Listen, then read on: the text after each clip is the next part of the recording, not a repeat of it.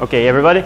I think I can start. First of all, I think I must maybe clarify, I don't know, because this is supposed to be a lecture. So this is not a scientific talk. I will not be talking about my work most of the time. I only may perhaps in a few examples. I think the idea here is to introduce particularly the students in free energy, in the concepts of free energy calculations. I think this will be useful for the students for this afternoon's workshop, and for understanding a little bit better many of the talks and lectures that we are going to have along the week. So I will start with very fundamental stuff and try to give a broad perspective of what are free energy calculation methods. And since this is not a scientific talk, I already warn you that you should not wait me end this lecture to ask questions. This is supposed to be a class. So if you don't understand anything, this is particularly thought for the students. So if you if you have some doubt, you will have to stop me and ask things. And the other thing is that I'm not I'm not an expert on this, a particular expert on this subject. I'm not a developer of these methods, and we have other people here which understand these methods better than me. For example, Jim, probably Mauricio. I know that he knows a lot of this stuff. So if you have some particularly advanced question, I would be glad if at the moment some student asks some questions that Jim and Mauricio and Munir and Lucas, I don't know, they pay attention for the questions, because it's very likely that I don't know how to answer it, so maybe they can answer them. So this is supposed to be a class. So I ask particularly for the students to pay attention to this. I think that this will be useful particularly for you. So I hope you like it. I don't think I'm very well positioned here. Bring it. No. So we are going to talk about free energy calculation methods, and I will start in a very fundamental way. We're talking about what are free energy differences. So what are free energy differences? The most simple and most fundamental way, or most fundamental, the moment in our scientific background in which we see free energy difference for the first time is when we study equilibrium constants. And we learn there in general chemistry courses that the free energy the difference between two states is related to the equilibrium constant by this formula.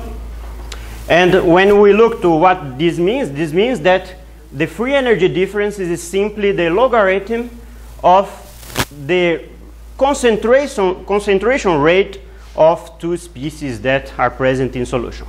So if we think, that would be very nice. Thank you.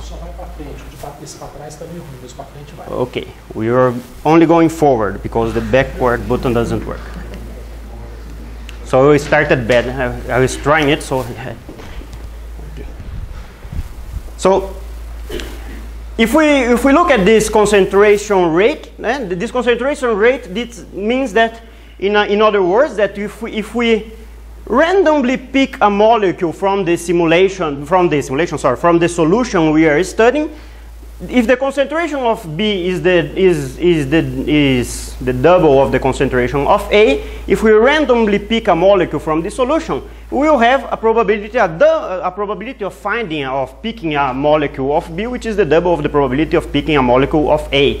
So therefore, the rate of concentrations which we use to compute the difference in free energy between these two states, these two molecules, is the same thing as the ratio of the probabilities of finding each of these two molecules in solution.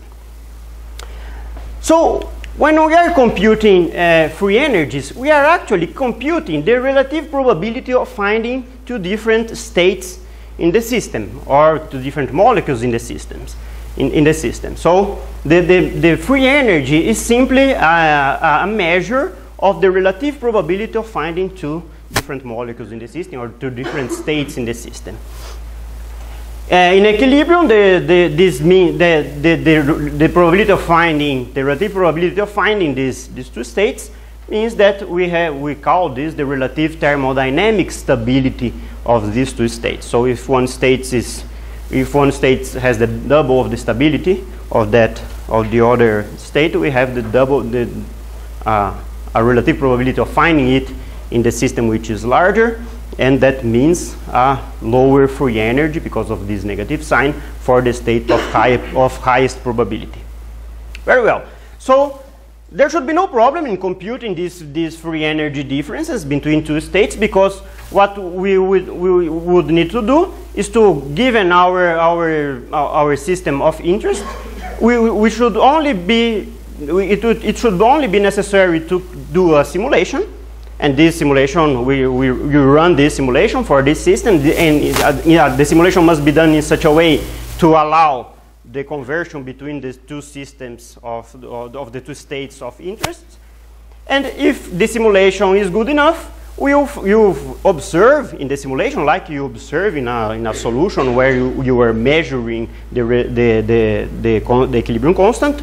If the simulation is good enough, you will observe in this simulation the relative probability of finding these two states in the simulation. And then, okay, if you have this relative probability, you can obtain the relative probability of the two states, compute the free energy difference, and there would be no complication in computing the free energies in this sense. Okay? So, what's the problem? No? Why we talk so much about free energy calculation methods in simulations? Because we could do the simulations and obtain the relative probability of two states, and with the relative probability of two states obtain the free energy difference. However, what happens all the time in our simulations is that we do a simulation, and the simulation is, instead of sampling correctly this relative probability of the two states, our simulations sample anything else. Particularly our simulations, if we start the simulation in state A, it is very common, very common in our simulations that we will keep sampling state A forever, and our simulation will show up only state A, 100% probability of this state, 0% probability of this state, and the estimate of the relative probability of the two states is wrong. So the problem is not that we don't know in theory how to compute a free energy from a simulation. The problem is the simulation does not sample in general the correct relative probability of the two states. Okay, so we do a simulation. This is very typical. Our simulation cannot sample the different conformations with the correct probabilities that would connect the two states with their free energies. So we have a practical problem. So the problem is not a theoretical problem on understanding what is the free energy difference. The problem is a practical problem, which is how to solve the issue that the simulations we perform are not able to sample the correct relative probability of the two states we are interested in. So we have a practical problem. We want to study how to solve this practical problem. The obvious way to solve this problem is to simulate much more time. So if our simulation was not able to sample the correct relative probability of these two states, we could simulate much more time, and then with this much longer simulation, we could eventually obtain the relative probability of the two states correctly and compute the free energy difference. However, this is almost never enough, because the time scale of these transitions, of the time scale of the stability of one of these states, it's much higher than anything that we can simulate. So we have to do something else. And what we do? We use tricks to modify the simulations. We are not going to simulate something as a conventional simulation. We have to modify the simulation because a conventional simulation is almost never enough to solve this problem. But these tricks that we use to modify the simulations must be correctable, in the sense that we have to know to compute stuff from the modified simulation in such a way to correct these modifications and obtain the relative probabilities of the states in the simulation that was conventional. I mean, we have to be able to correct the tricks we have introduced in the simulation in such a way to obtain the properties of the original system. So the concepts we will be talking about are thermodynamic integration, free energy perturbation, and general biased sampling simulations. And these are three ways which are interconnected with each other in particular cases and in practice, but the general aspects of these three strategies are different, and we will be talking about these three different ways of modifying the simulations to compute the relative probabilities of the two states we are interested in. Okay?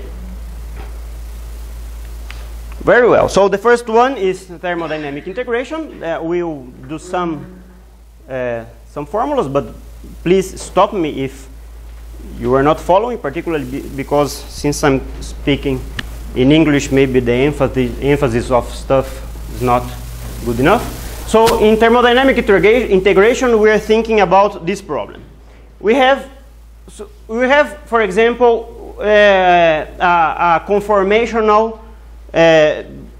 transformation in which this might be the movement of a side chain of an amino acid or anything else, and we call a subset of these movements, we call them the microstate A.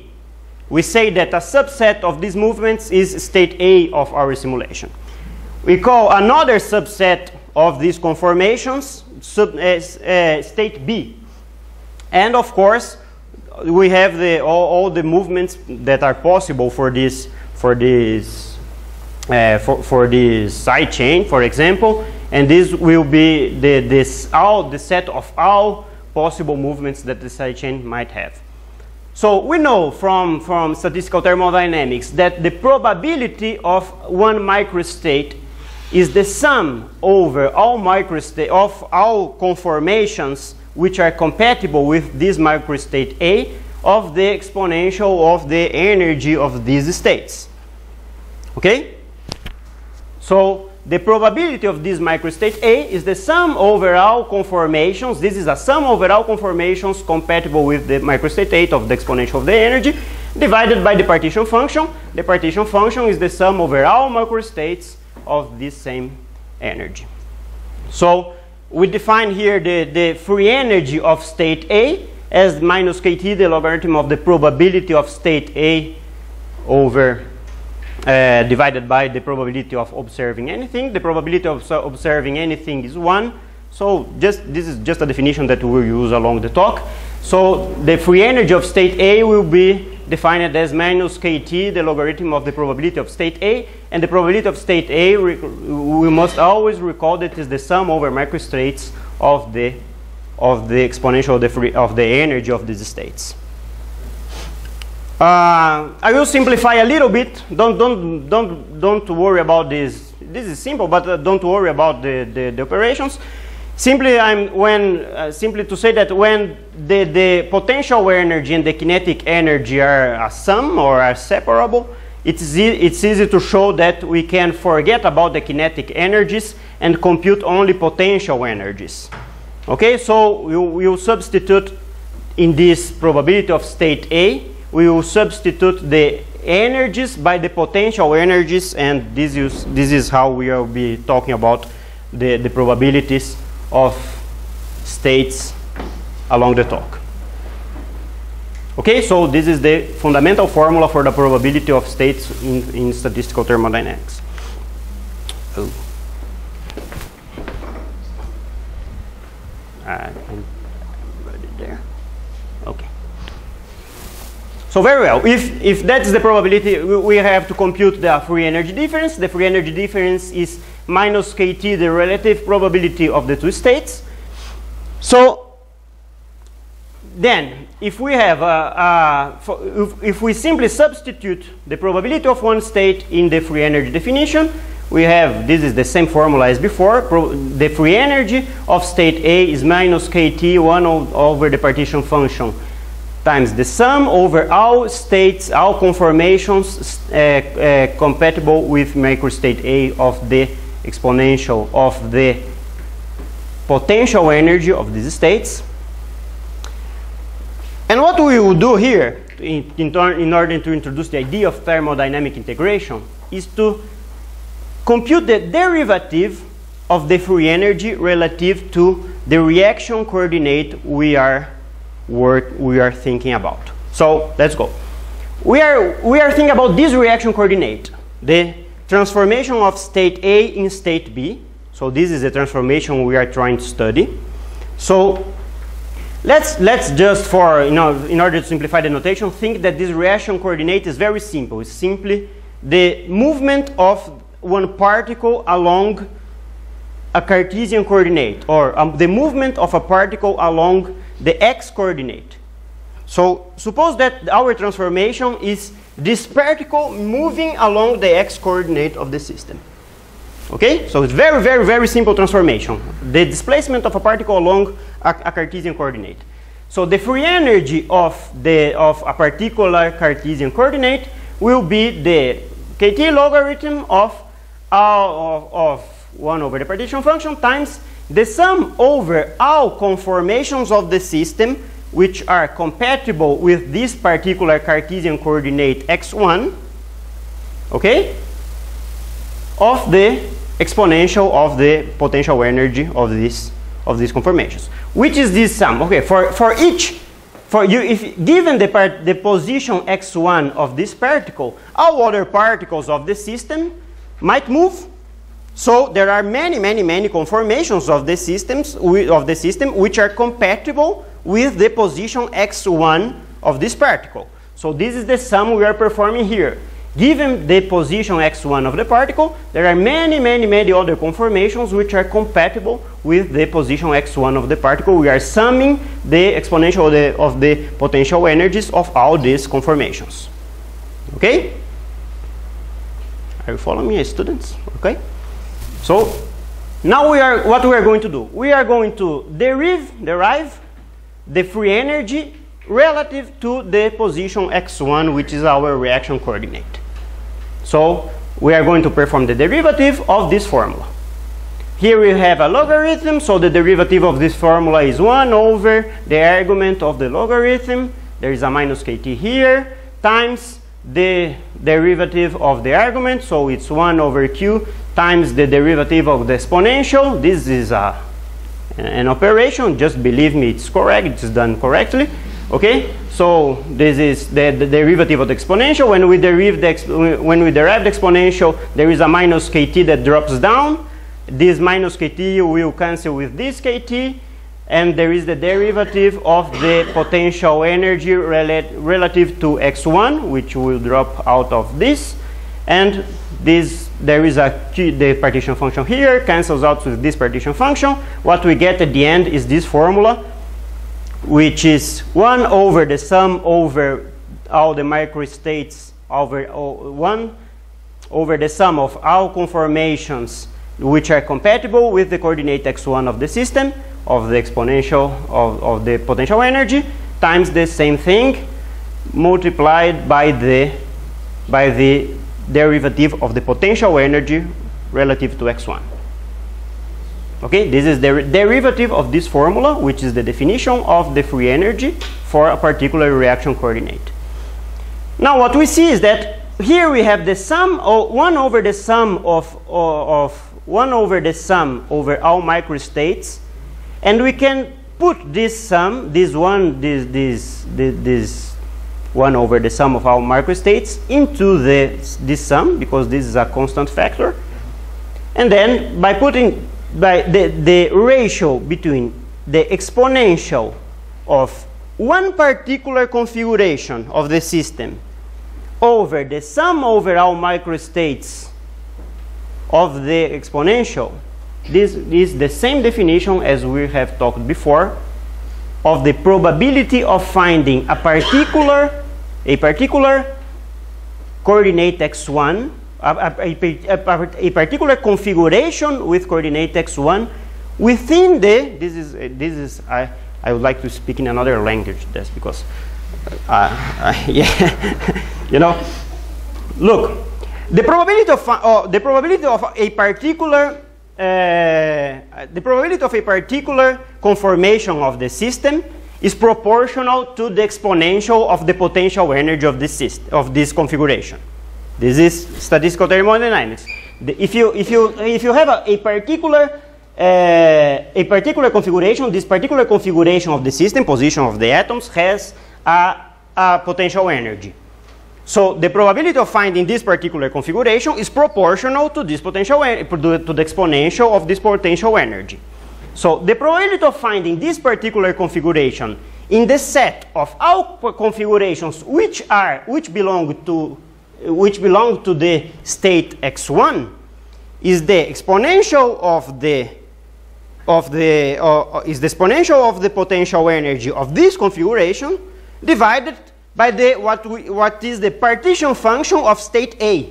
And the partition function of this state is the sum over all configurations compatible with the coordinate x1 of the exponential of these potential energies.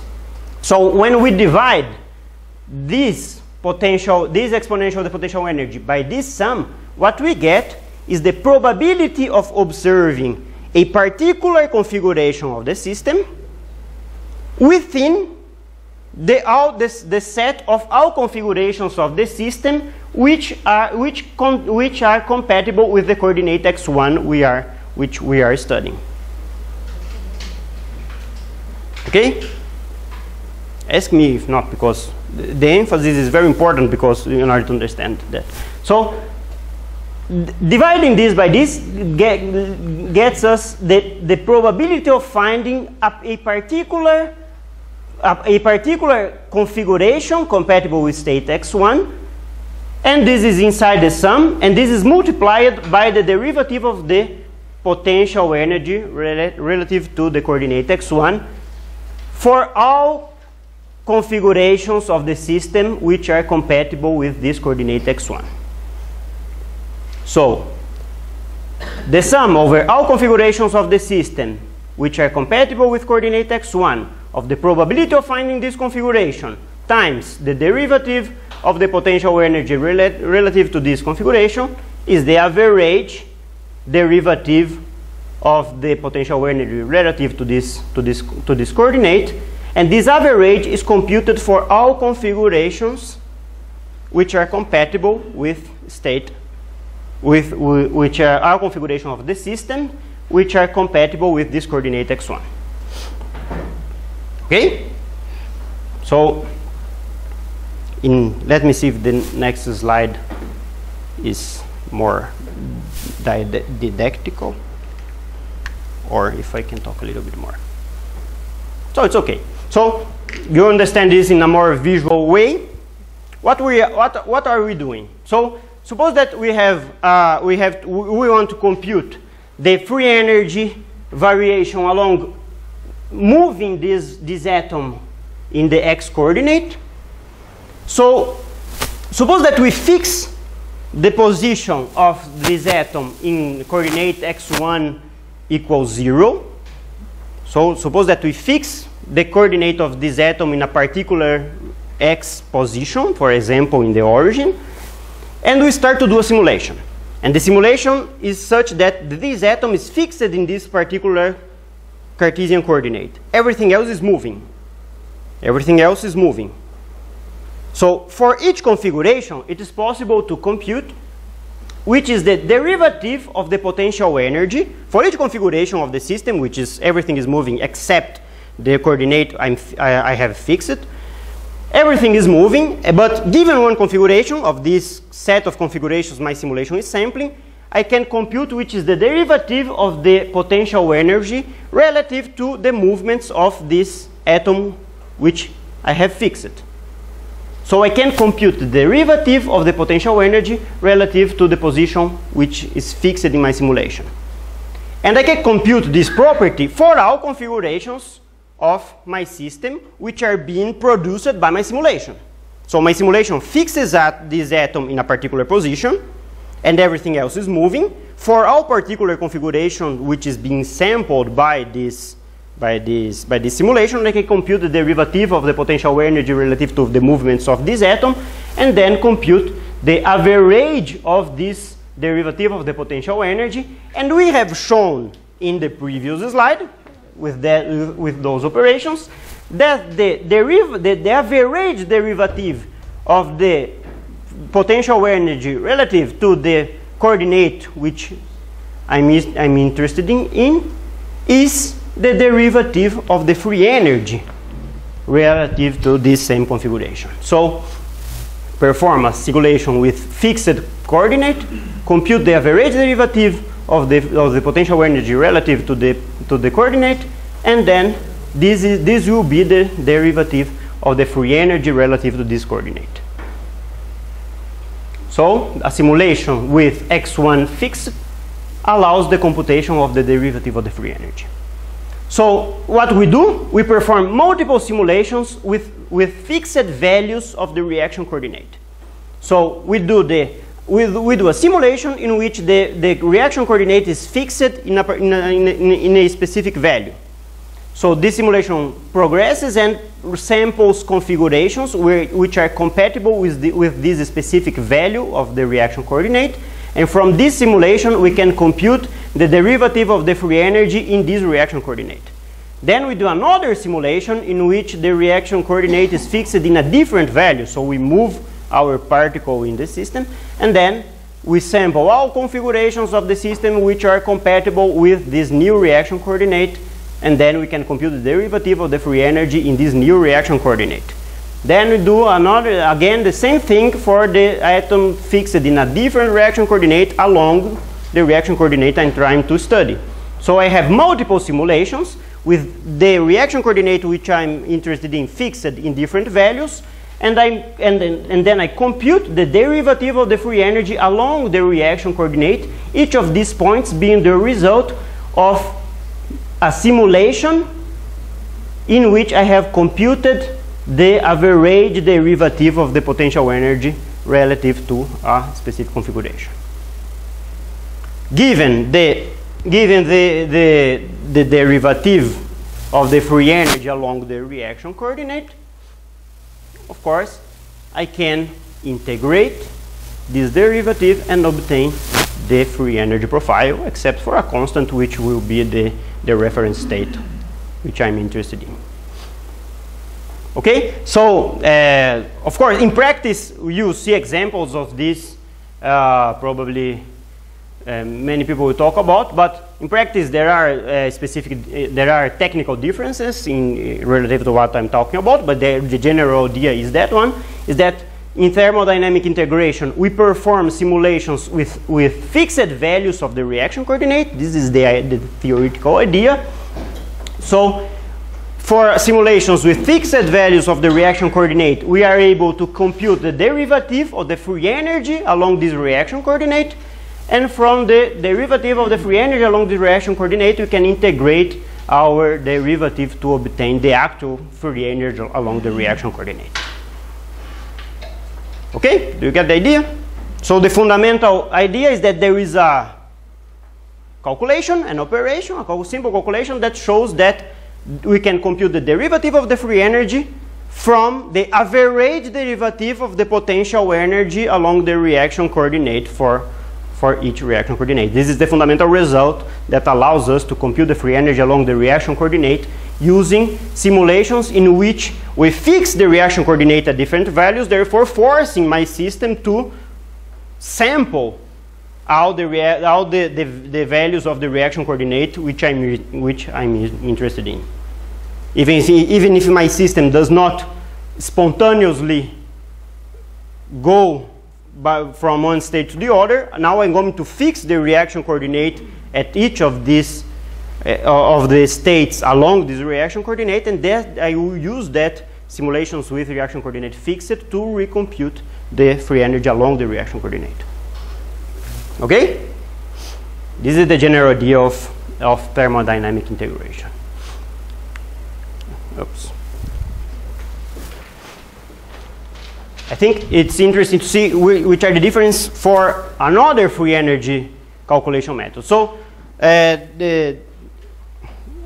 remember that we are trying to solve, I would like another slide here. Just going back a little bit. Our goal is to solve the problem, a practical problem, that our simulation does not spontaneously sample all these states. This is the problem. Okay, that our simulation may be trapped here or may be trapped here, and we cannot in a single simulation, because we don't have enough computer time, to sample all the possible states in their correct relative probabilities. We have solved this problem in this case by performing simulation forcing the system to have the reaction coordinate fixed at each of these values. This is how we have solved this problem in this case.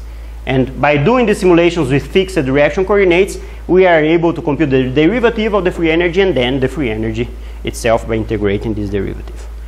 Okay?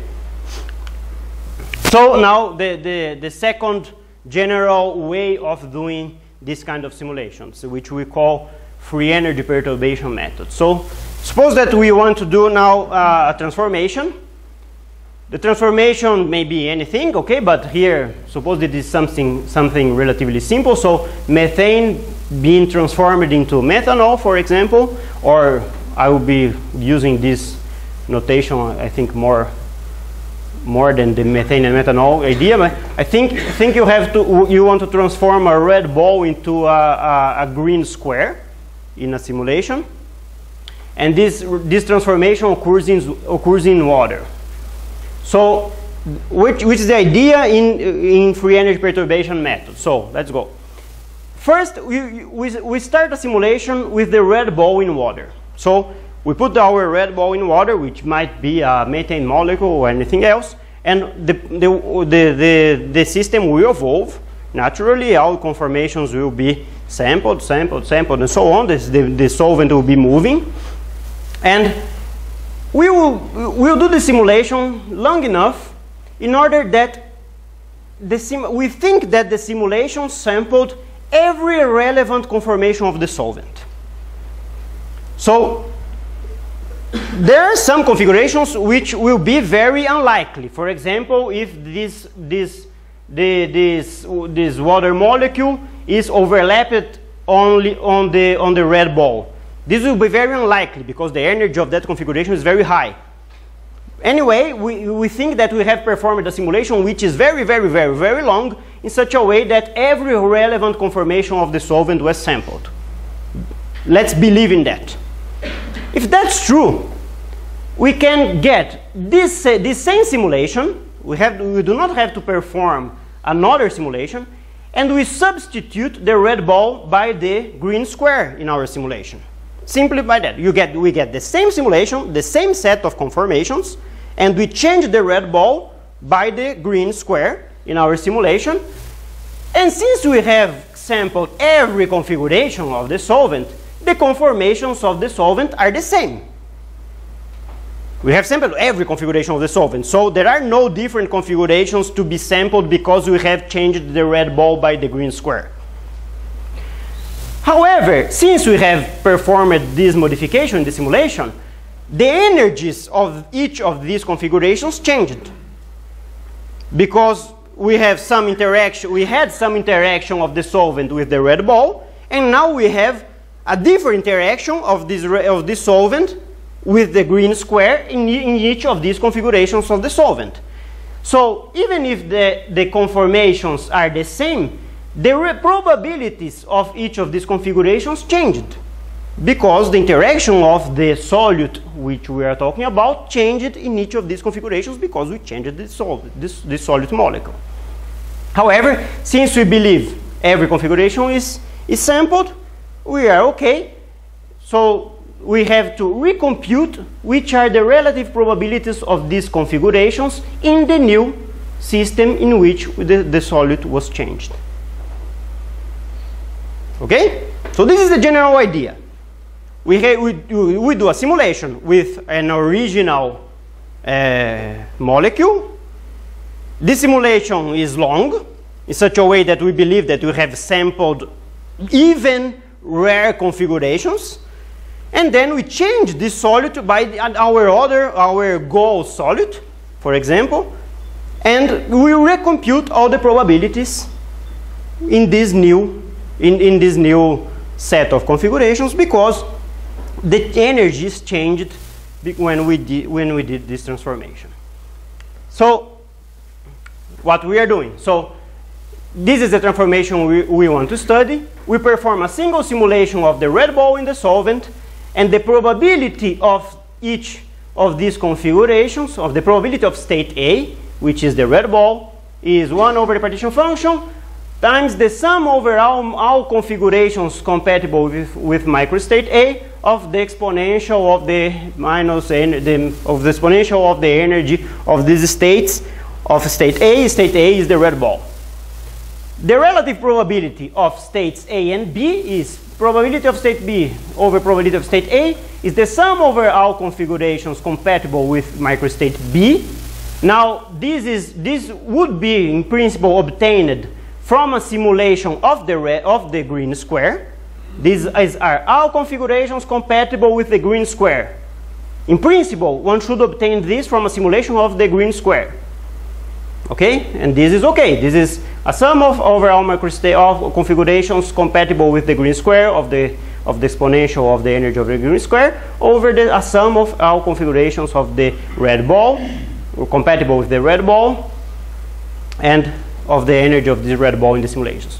However, we are supposing that this simulation of the red ball sampled all configurations of the solvent. Every configuration of the solvent is sampled already in the simulations. In this simulation, so this rate, the sum over all states compatible with the green square, and the sum over all configurations compatible with the red ball are sums over the same thing, because the configurations are the same except for the exchange of the red ball by the green square. So the configurations of all other particles in the system are the same in these two sums. So we can drop this subscript and say to see we are summing over all configurations of the system. Then we do a trick that in which we multiply on the numerator of this formula this exponential of the energies of B. We multiply it by the exponential of plus the energies of A times the exponential of minus the energy of A. This times this is 1, so we didn't do anything. And then we note that we have this is 1. So we note that this leads us to this formula, which is the sum over all states of the system of the exponential of B times the exponential of positive A, and we have the exponential of minus energy of the red ball divided by the sum over all states of the exponential of the red ball. And this is the same as before. We have a specific configuration with its energy, and this is the sum over all configurations of the exponentials of the energies. This is the probability of finding a specific configuration of the solvent or of the system in the presence of the red ball. This ratio is the probability of finding a specific configuration of the system in the presence of the red ball. Okay, so continuing this calculation, we actually get this. So we have a sum over all configurations of the system. Now I have included here this subscript, which means that I'm summing over all microstates compatible with state A. Because in practice, what we have done is a simulation of state A. So think this is an actual simulation. We are summing over all configurations of my simulation that were produced by my simulation. We are summing the difference in energy, which consists in exchanging the red ball to the green square, times the probability of finding this particular configuration in this simulation of state A. This is a sum over all microstates of the probability times this property. So this is the average of this property in the simulation of state A. So the relative probability of A and B will be the average of this exponential difference of the energies sampled or in a simulation of state A. Okay? I think with examples this becomes even clearer. So what we have done, we are thinking about studying this transformation. This transformation occurs in a particular environment. We do a simulation of the initial state in this particular environment. Then we have a set of configurations of the initial state in this particular environment. We perform our transformation in the same set of configurations. We perform this transformation in the same set of configurations, and we compute the average change in the exponential difference of the energies in the set of configurations. So for each configuration obtained in this initial simulation, we change the red ball by the green square, compute this exponential energy difference, and we average this exponential energy difference along all configurations of our simulation.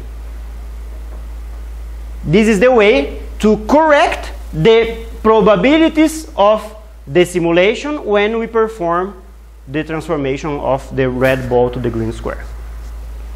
Okay, so we did the simulation of the original state, perform the mutation that we are interested in along all the configurations, and compute this property. The average of this property along all the simulation is the relative probability, the original relative, the relative probability of these two states in an original simulation. And of course, the free energy difference is simply the minus KT, the logarithm of this relative probability. So the general formula for free energy perturbation is the free energy difference is minus KT times the logarithm of the average exponential difference of energies between the two states studied, and this average is performed in a simulation which is of one of the states only. So in principle, we don't need to perform a simulation of the two states, of the initial and final states. We do a simulation of the initial state and perform the transformation of the initial to the final states in every configuration of the simulation, and the average of the exponential difference of these energies will give us the free energy difference between the two states. Yeah. So you're assuming here that your final product is just methanol, right? Yeah, could be anything, yeah. So maybe in the real case you have some method state between these. Let's go. We are going to get there. Of course, we are assuming here that the set of configurations which are sampled by a simulation of the red ball or anything else is enough to represent every configuration of the green square. We did that assumption. So this idea will only be successful if the set of configurations of state A and state B are similar.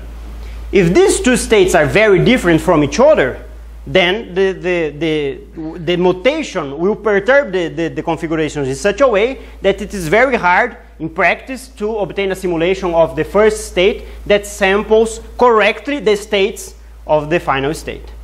So this is not the general case. So what we do in practice every time.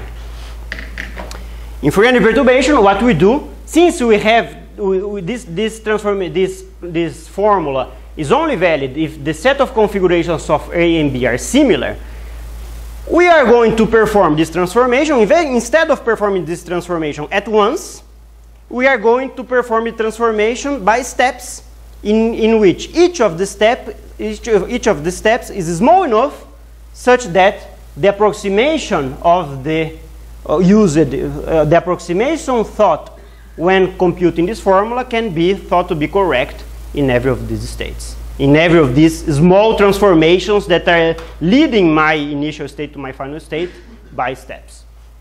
So what do we do? Instead of studying using free energy perturbation, the transformation red ball to green square at once, we perform a simulation in which we will study it by steps, in which we transform the red ball into a pink rounded square. Then we transform the pink rounded square into a yellow, less rounded square. And then we transform the yellow, less rounded square into a green square at once. So we do now a simulation of the red ball in the solvent or in the environment of the red ball. And instead of transforming the red ball directly into the green square, which would perturb too much my configurations, I transform my red ball into the pink rounded square, which is similar enough with the red ball in such a way that the configurations which were sampled in the simulation of the red ball are a good representation also of the solvent configurations of the pink rounded square. Okay? And then we do this small transformation, and this small transformations allows us the computation of the free energy of this initial transformation. Then we do the same thing, transforming the pink rounded square in the less rounded yellow square, and we perform the calculation of the free energy difference of the second transformation. And so on, and we can divide this transformation in as many steps as necessary, in order that in every step the transformation is subtle enough so that the assumption on the sampling of the conformation is good, and the final free energy difference will be the sum of the free energy differences over all of these intermediary steps. Okay?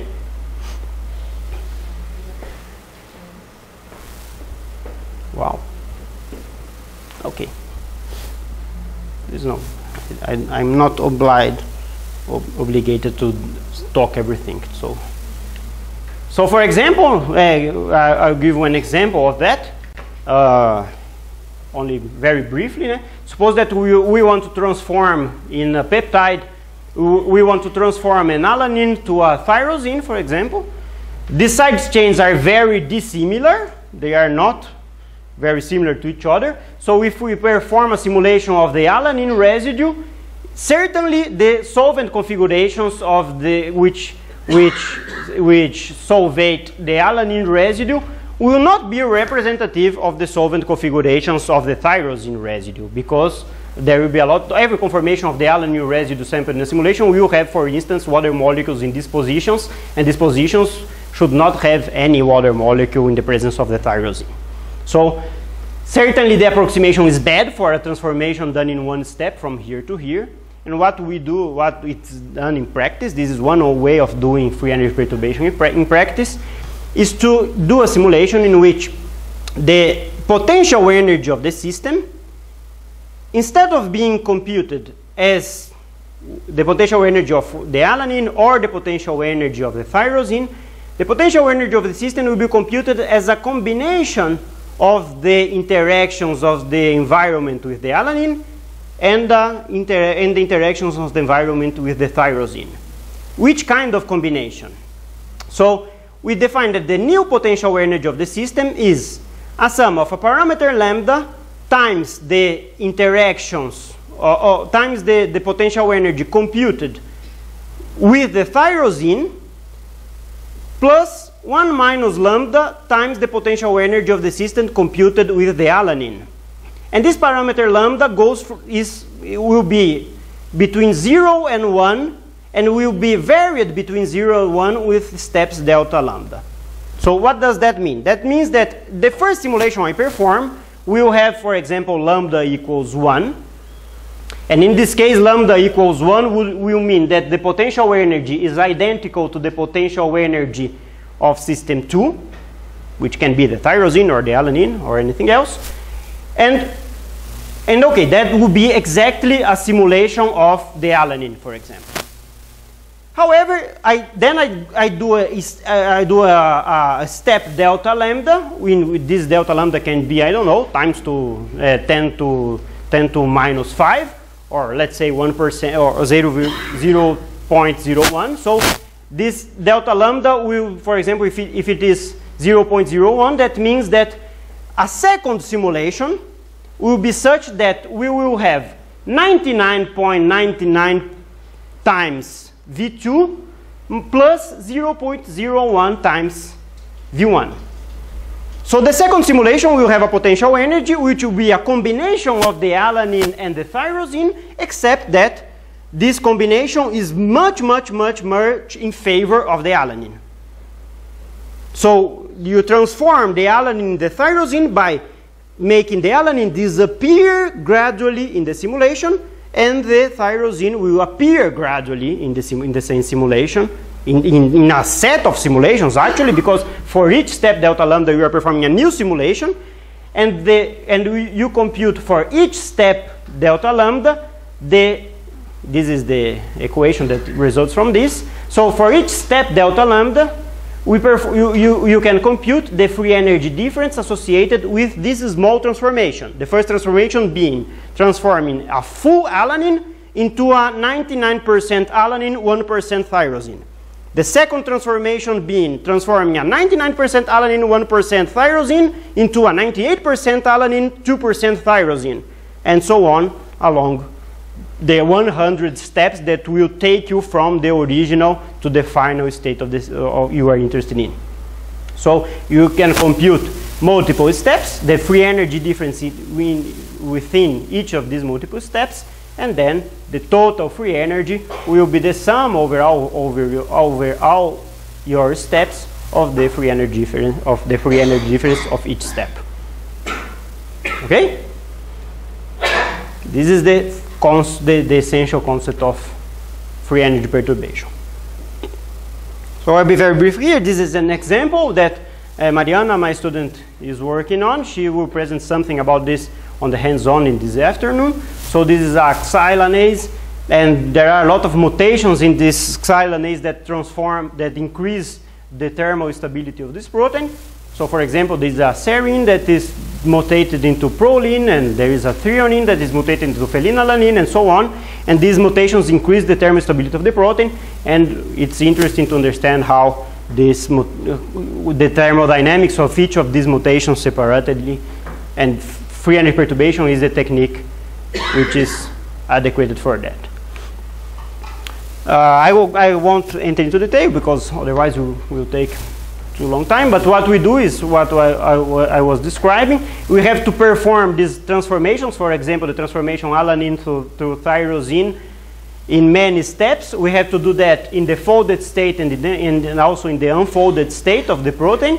The unfolded state is modeled by a simple 3-peptide like this one, and then we will have to compute delta G's, which are the free energies computed for each of the transformations performed in the folded state relative to the same free energies computed in the unfolded states, and that allows us to compute which is the gain in free energy for unfolding associated with this mutation. Then this is performed by varying a parameter lambda from 0 to 1 with the steps delta lambda. So this is the parameter lambda. What you are going to get in a typical free FEP simulation is a variation of the free energy as a function of this parameter lambda, and this parameter lambda changing from 0 to 1. And this parameter lambda changing from 0 to 1 means that you are transforming one residue in the other in a very gentle way, such a way that in each step delta lambda, the approximation that the system samples configurations which are enough to represent the first and the final step of each of these steps delta lambda is good enough such that the free energy perturbation approximation is correct for each of these steps. And this is harder or easier depending on how different are the initial and final steps, and if the initial and final steps are very different, you have to divide this delta. You have to use steps delta lambda, which are very short, in order that the transformation be very, very, very gentle along all the reaction coordinate. Okay? No doubt?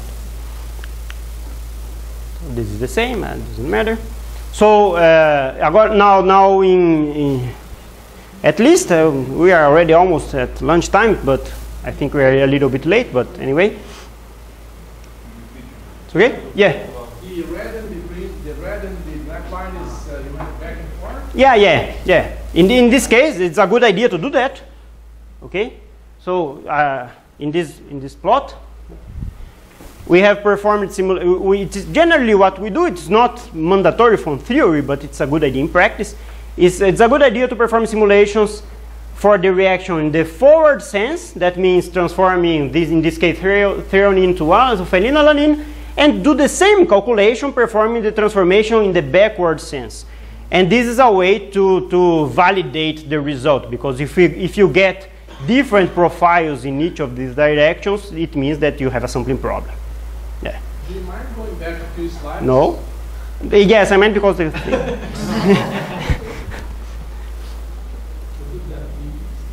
which one? What? There.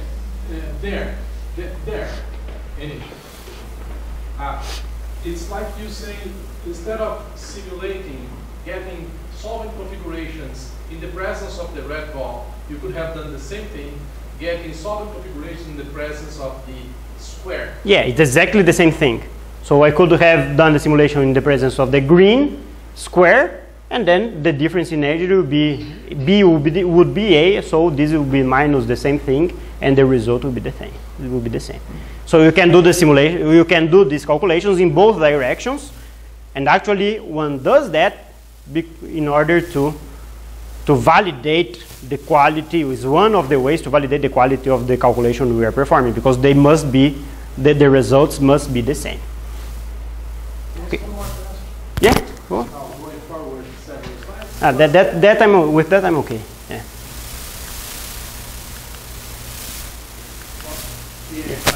What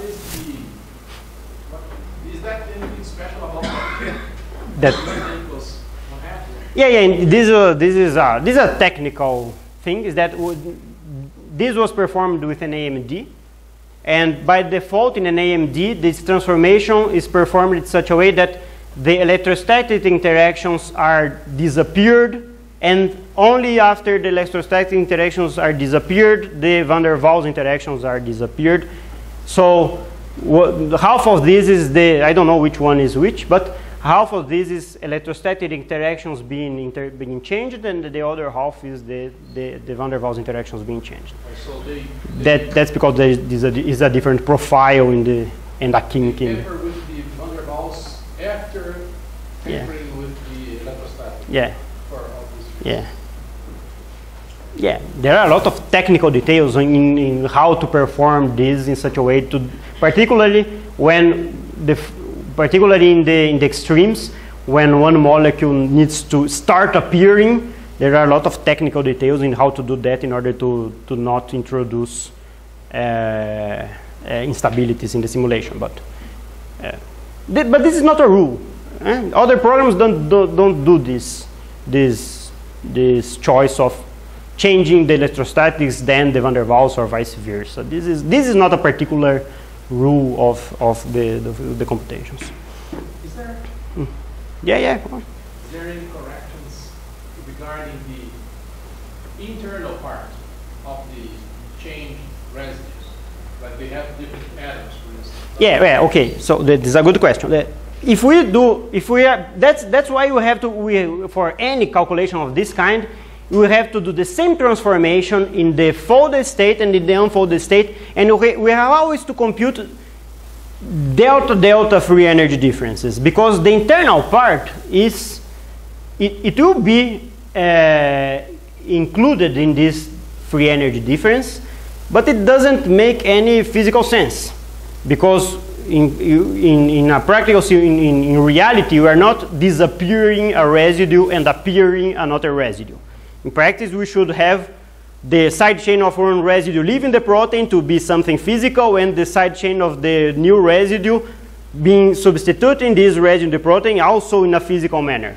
So the free energy calculation, how it's simply performed this way, does not account by the physical reality of the disappearing or appearing molecule when they are disappeared. You know, so the way to deal with that is to compute delta G's, because we perform these simulations in the folded state, and we perform the same transformation in an unfolded state. And the delta G will take into account this disappearing and appearing of atoms, and they will disappear in the free energy difference. So what we get is the free energy of changing one residue, the difference in free energy of changing one residue for the other in the unfolded state relative to changing, to performing the same mutation, the same changing residues in the folded state. So that's the way to deal with appearing atoms, which the non-physical part of the transformation, by performing delta G's. Okay? So the last set of kinds of tricks that we use to compute free energy differences from simulations, it is what I have called here biased sampling simulations and variations. They have some correlations with the previous methods, but we are going to introduce them in a different way. So our problem is the same problem as always, is that we want to sample the relative probability of these two states, and our simulations keep sampling only state A. So since we don't leave state A in our simulation, we compute a wrong estimate of the relative probabilities of the two states in the simulation. So we want to solve that. And now we are going to solve that in various ways, all of them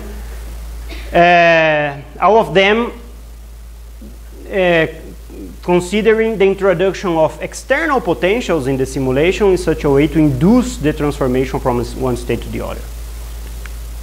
So the general idea is that, so we want to transform this conformation into this other conformation. Our simulation does not do that spontaneously.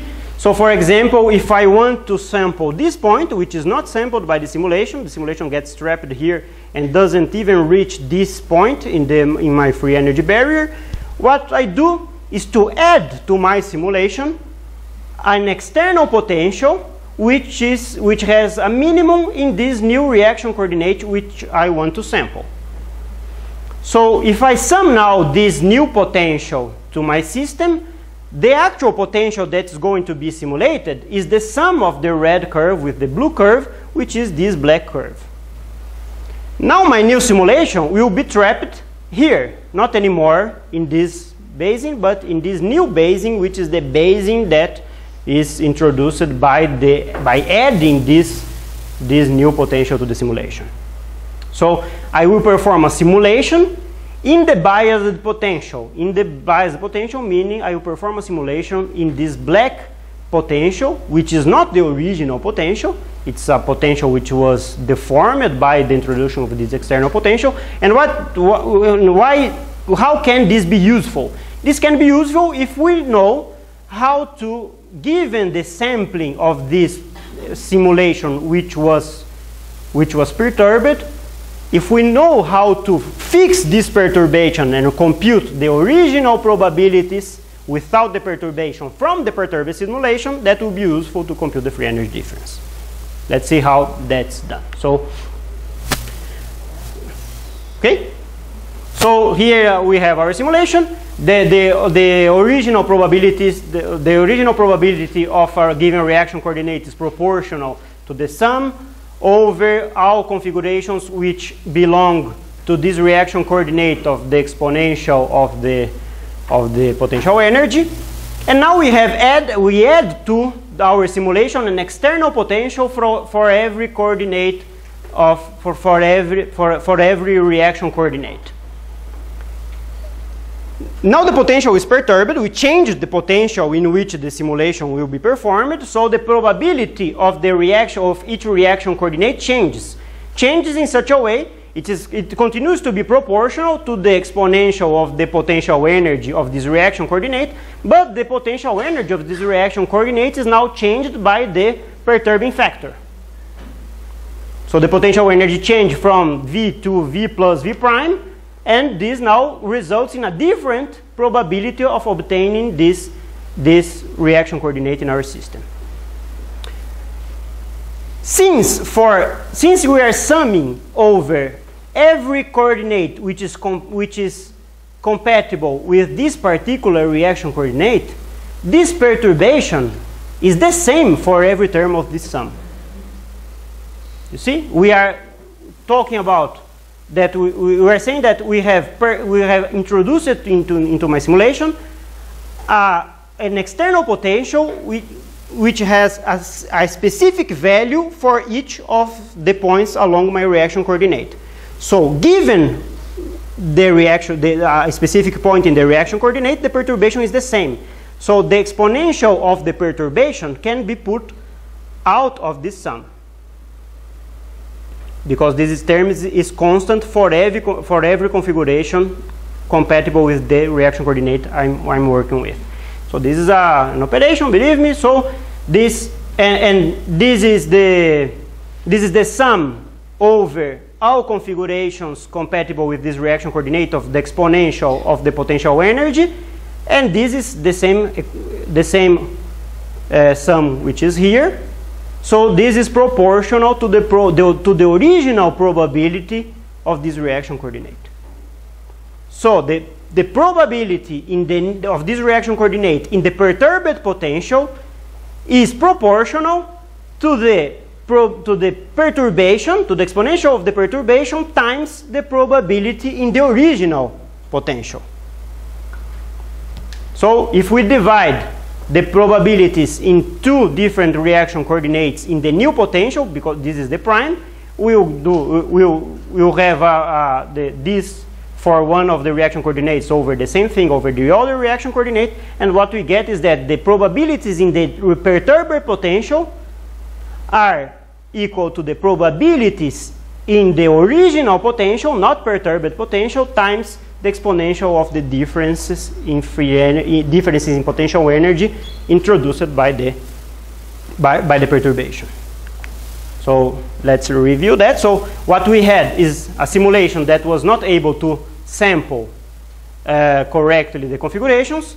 We will introduce in the potential energy of the simulation a perturbation that varies along the reaction coordinate in such a way that and then perform a new simulation, and this new simulation will have different probabilities of each reaction coordinate because of the perturbation, and these new relative probabilities will be related to the original probabilities by the exponential of the perturbation introduced.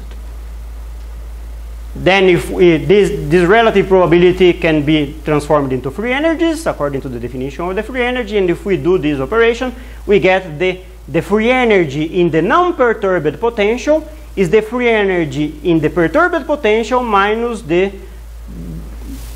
variation in the potential energy introduced. So if one performs a simulation in the biased potential and obtain a good estimate of the relative probabilities in the biased potential, it's possible to compute the non-biased free energy difference. And this is the fundamental result here. So in pictorial terms, so we have now a simulation which was performed in this black potential, which is the sum of the original potential plus the perturbation, which is the black curve. And this simulation performed in the black potential will be trapped in this minima, and will sample coordinates nearby this new minima. This new minimum, which is the new minimum of the free energy in the perturbed potential. This new simulation will be able to sample points which were not sampled at all in the original potential, because these points in the slope of the original potential were not sampled in the original simulation.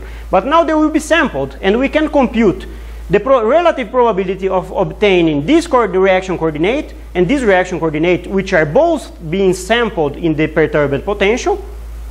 Now I do have a sampling of these two reaction coordinates in the perturbed potential, and these two reaction coordinates were not sampled at all in the original potential. So I had no information about the relative probabilities of these two configurations in the original potential.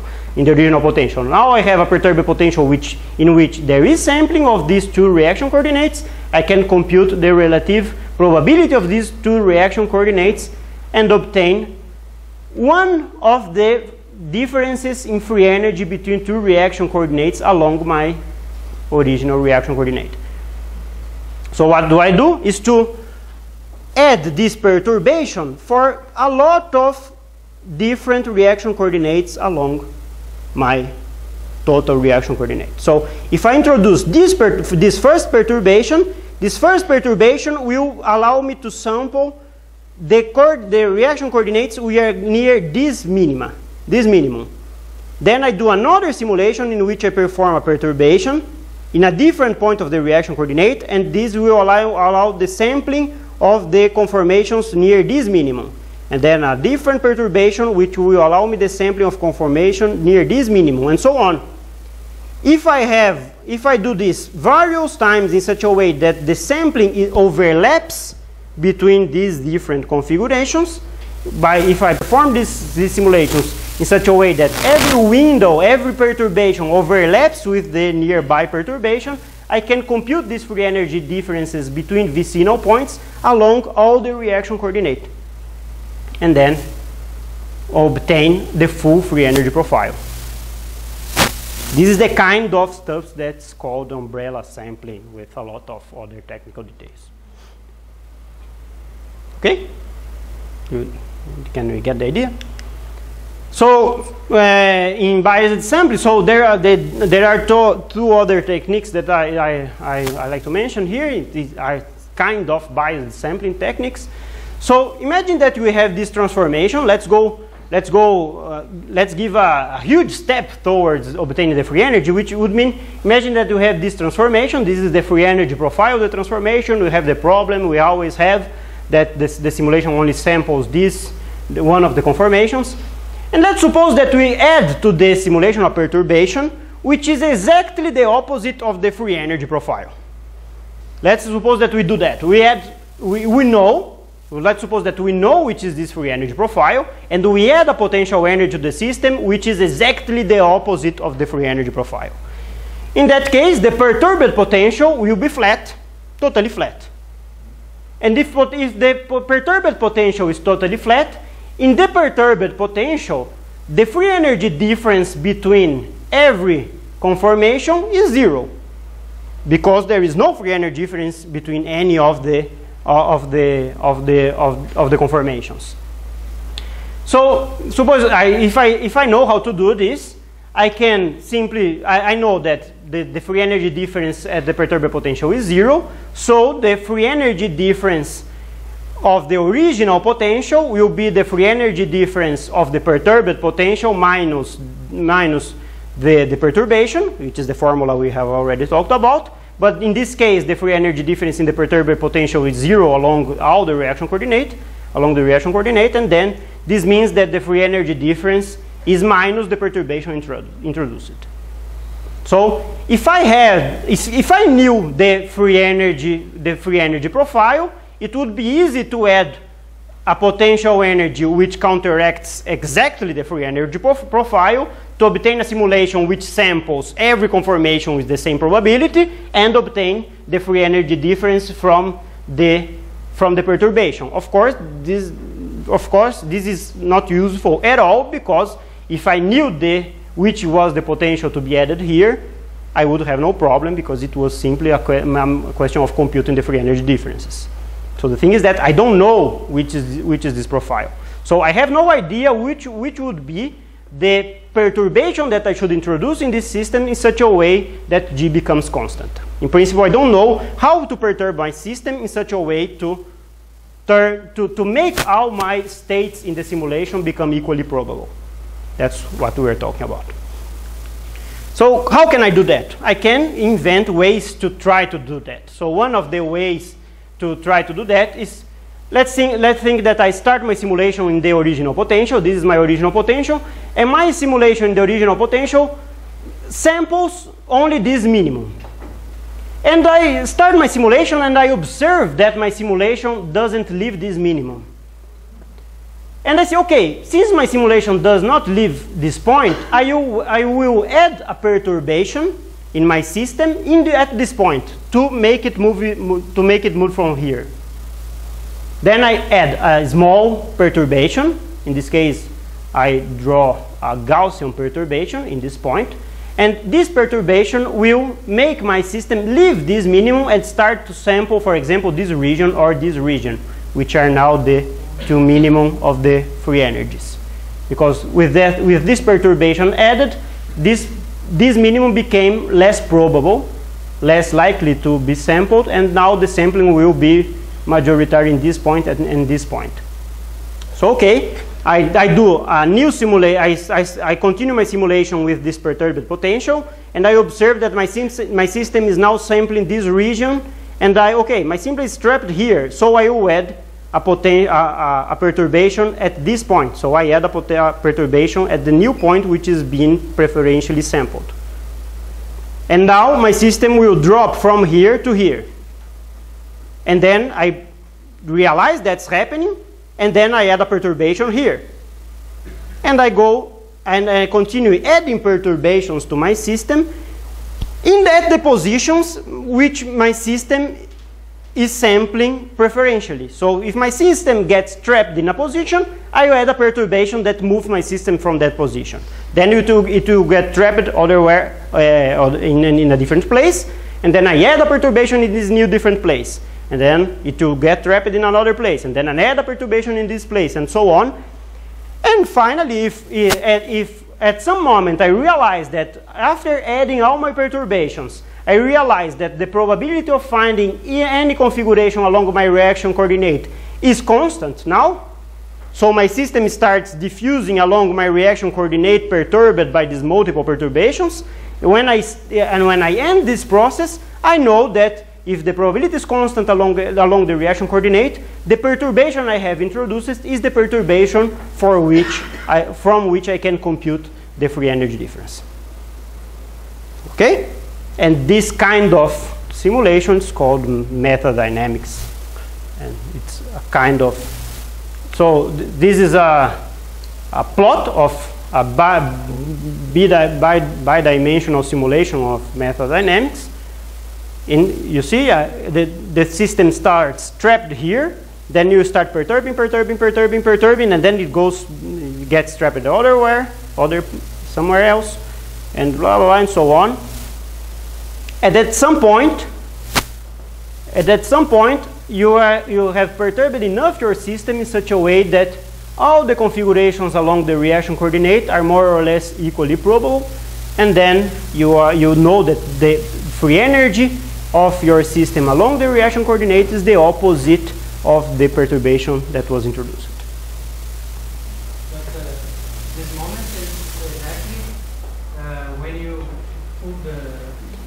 Yeah, in principle, then I think people working with these techniques can talk about when to stop better than me. But in principle, you should observe that you have a perturbed potential in such a way that all the configurations along your reaction coordinate are sampled with equal probability. This is in principle. Then probably Jim can talk much better, when to stop a metadynamic simulation. He will be talking about this stuff. I don't know if you want. Be free to say anything now, or he will be talking about this stuff in order to, because of course, if you really have to wait for that, even the simulation of the perturbed state must be quite long in order to really be sure that you are sampling every state with equal probability. It takes yeah. time to go from one. Yeah, it takes diffusive time to go from one conformation to the other, even in the diffusive regime. So there must be better ways to know when to stop. Yeah, just briefly, Yeah. If you're interested in the free energy difference between the left state and the middle state, you should monitor that as a function of the simulation time, and you normally will see it converge and then fluctuate with some KT or 2 KT value. So this is when the simulation is done. You can monitor the convergence of what you're interested in. Yeah. But for example, if the transformation is quite long, I think there will be uncertainties on which is the correct moment to stop, because maybe even in the perturbed potential, in the final perturbed potential, it's hard to obtain a good sampling because of the diffusive time of the transformation. I don't know. Yeah. It might be hard to obtain a good sampling of the transformation in the even in the diffusive regime, I think, no? Yeah. You do it stepwise, like let's say from point A to point B in the reaction coordinate. Yeah, of course. You do it, let's say, between A and B, some intermediary points, so that you do metadynamics at a certain section. No, and then at the other section. It's quite different than, for example, thermodynamic integration or umbrella sampling. In those cases, you're defining where the simulation goes, or indeed placing it in a certain place and running the simulation there. Metadynamics is only saying go somewhere else. It doesn't direct you where to go. It just says go explore, and when you smooth the bias potential, as Leandro said, then eventually you kind of go everywhere with equal probability. But you could limit this sampling, introducing a potential barrier in order, so it doesn't leave a range of conformations which are the ones you are interested in. Yeah. Otherwise, you start to sampling things you are not interested in. I think that's what you have commented on. If you want to unfold a protein, you want to limit, for example, the radius of gyration, so you don't go to the state where the entropy is totally minimized, because this is not physical. Yeah. You never go there anyway. Yeah. So very nice. So is the idea, the overall idea is clear. So the last thing, so it's an idea which is in some ways similar. Actually, the implementation of this idea is different, but the idea is the fundamental idea is similar, which is that you want to study this transformation. We have the free energy profile. We have the same problem that the simulation doesn't leave this minimum. And we know from our previous considerations that we know that the derivative of the free energy relative to the reaction coordinate is the average potential, the average derivative of the potential energy along the reaction coordinate. And okay, for a simple reaction coordinate, there is a technical detail here, but the derivative of, if the reaction, for example, if the reaction coordinate is a Cartesian coordinate, this is the derivative of the potential energy relative to a Cartesian coordinate.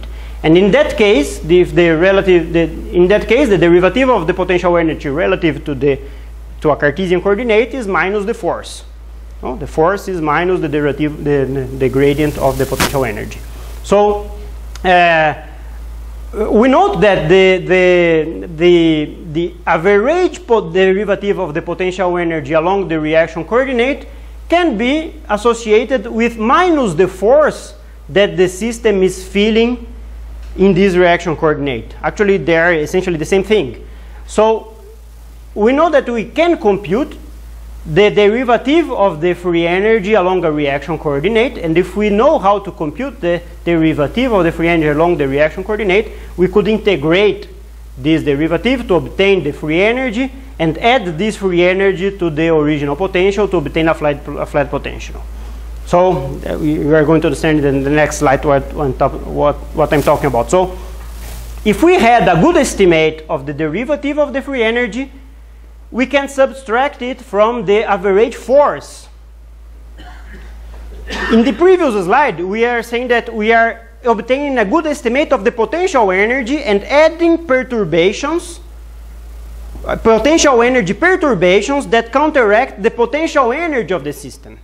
Now we are saying that if we instead of computing the potential energy, we compute the derivative of the potential energy, we can add to the system not perturbations that are potential energy perturbations, but since the derivative of the potential energy is the force, we can add to the system forces that counteract the forces that the system is feeling in each reaction coordinate.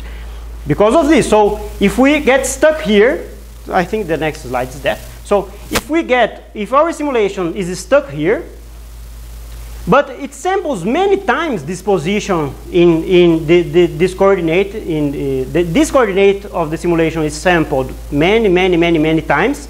And since this coordinate is sampled many times, we can obtain a good estimate of the derivative of the potential energy along this reaction coordinate, or which is the same, the force, the average force that the system feels at this reaction coordinate, which is actually being sampled in the original potential.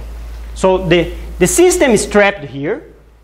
The system is trapped here. So it samples a lot of configurations at this point. So since it samples a lot of configuration at these points, I can compute the derivative of the potential energy along the reaction coordinate at this point. This is a property of this particular point. So I have a lot of configurations which are consistent with position of the atom, with the atom at the origin, for example. So I can compute which is the derivative of the potential energy for movements of the atom in the vicinity of the origin. With this estimate of the derivative of the average derivative of the potential energy, I have the estimate of the average force, which the atom feels at this position. And then instead of adding a potential energy that moves the atom from here, I can add this average force, which was estimated, to the propagation of my equations of movement. So I propagate my equations of movement like in this formula. The position at an atom at a subsequent point in time, a sequence step in time, is the original position times Vt, V delta t, times 1 over the mass, force, this is the acceleration, the force times delta t squared, for example, a simple way to propagate the positions. And instead of propagating the positions in the original force, I propagate the positions in the original force minus the average force that was estimated from this.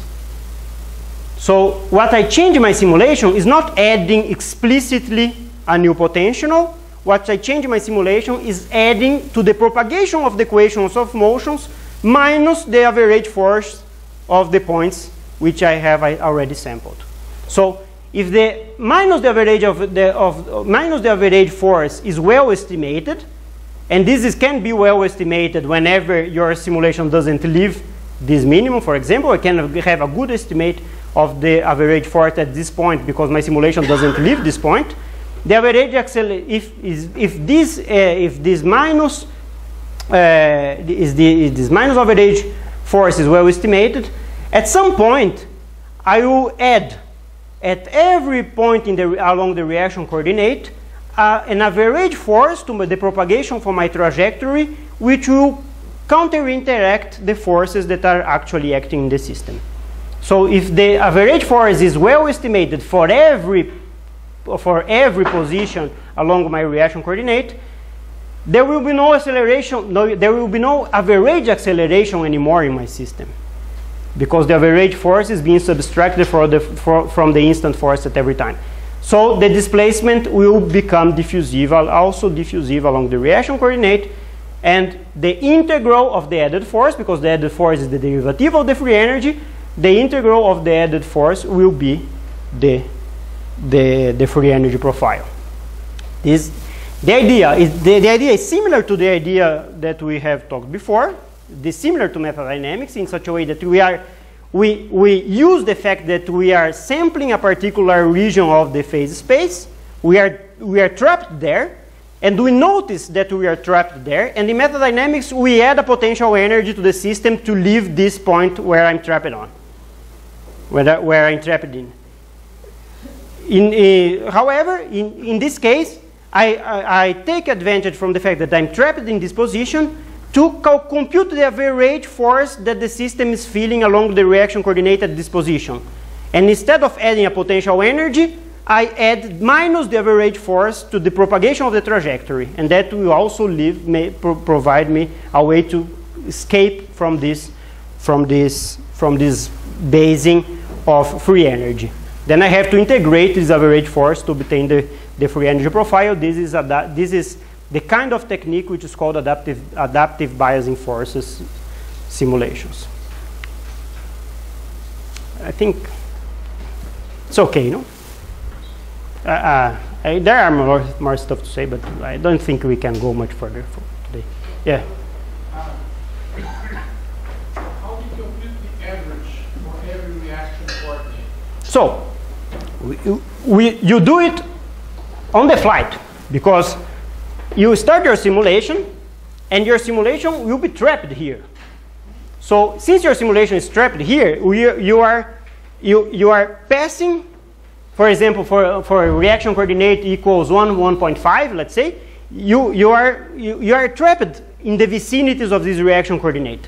So what you are actually doing is sampling a lot of conformations of the system which are consistent with this reaction coordinate. For each configuration you are sampling, you can compute the derivative of the potential energy along the reaction coordinate and accumulate that value. You can accumulate that, and accumulate that, and accumulate that, because you are not leaving this point. At some point, you get satisfied with your estimate of the derivative of the potential energy, of the average derivative of the potential energy, because you are not leaving this point. So you are not leaving, and you say, okay, I have already accumulated 1,000 points that are consistent with this reaction coordinate, and I have now an estimate of the average force which is not changing anymore. So I now add this average force to the propagation of the trajectory, and then that will make me leave this point to any direction. I mean, yeah. So it will leave the current position. I can do this progressively. I can start adding from the beginning the average, minus the force, even if it's not well estimated, which is the point there. I will be adding average estimates of the average forces along the reaction coordinate all the time. The point is, at some point, you will notice that the movement is diffusive along the reaction coordinate.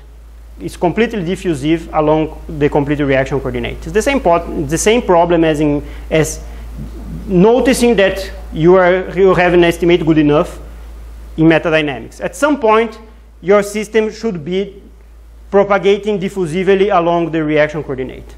And then the average forces don't change anymore. And then the average forces that are introduced to your propagation of the trajectory are the derivative of the free energy, and you can integrate to obtain the free energies. Yes? So you don't need an integration grid? Don't need? Do you need an integration grid? You need to keep the information of the average the estimate of the average force along every reaction coordinate. This is the only information you need to store. So you start your simulation your simulation is sampling this region. You have to have a grid of which is the average force at which is the estimate of the average force at each reaction coordinate. Yeah, that's exactly my point. Do you iterate over each point and then you move forward, or you no, just let the system go? Just let the system go, and you accumulate. And you accumulate for your grid. Yeah, for your grid. You just let the system go, and you keep accumulating the average force, the estimates of the average forces for your grid. You then let the system go, let the system go, let the system go, accumulating average forces for every point of your grid. At some point, you will notice that your system is sampling all the complete reaction coordinate with equal probability. In that case, your grid of average forces is the derivative of the free energy. So the convergence problem is the same as in metadynamics. So how to notice that you have a good enough estimate. Okay?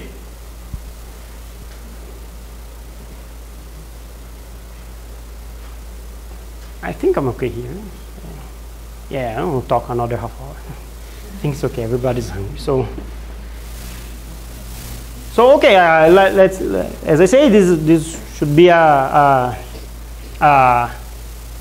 introduction to various techniques that I think you are going ultimately to see in one way or another through the week. So we can discuss this in more detail if someone is interested along the week, this afternoon, or so on.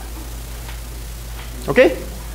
I will stop here because there are other things to say more than this, but it's already too late. Okay? All right, thank you, Leandro.